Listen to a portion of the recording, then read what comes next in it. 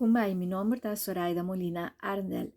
Efésios 4, versículo 1, até 16, parte 8. Trabalho não bom assim para Cristo ter resultado. Gente te viva em união, gente te viva em santidade. E se gente tá bom equipar, madurez em Cristo tá cresce e intimidade com Deus tá cresce e é hora eita começa a experienciar Deus de verdade. Jesus está parte dona para gente por crescer. Nós cresce de madurez em Cristo. Essa aqui tá lá nos vira firme, vira estável e feliz em Senhor.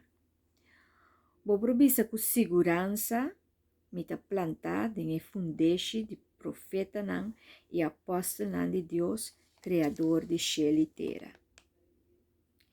Kiko ta passa com esnang com nota madura.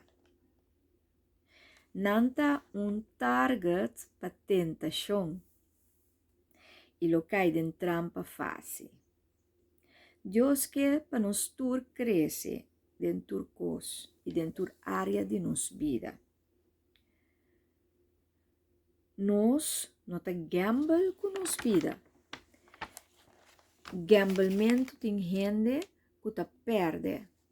Nós ta cana seguro, com segurança, com Deus segurança. Corre atrás de moda espiritual também ta perde den aqui. Tem perdedor.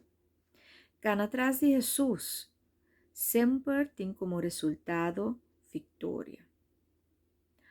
Família de Deus ta papia amor. Família de Deus ta cana de verdade e não ta laga nada desvie. Jesus ta cabeça. Essa é direção. Essa é direção para cana para nos caminhada. Nunca crescer independente foi Jesus. Nós te crescer dentro. Crescer em Jesus, alimentando foi o mesmo espírito. Cada gente com sua porção de donan, pero que ajuda nos tur. Me se mira resultado. Trabalho efetivo, coordinar esforço, para estar bom para tur. Join donan. Sostener outro. Proveer para outro. Alimentar outro com donan. Para crescer junto em Cristo. Vou por mira é hora é amor. Cada parte de curva com a igreja tem mesterase sua tarefa bom e perfeito. Assim nós te crescer junto, donando outro espaço para não por fazer uso de donan para assim turende por ter benefício e bem-estar de parte aqui. Have fun with the journey.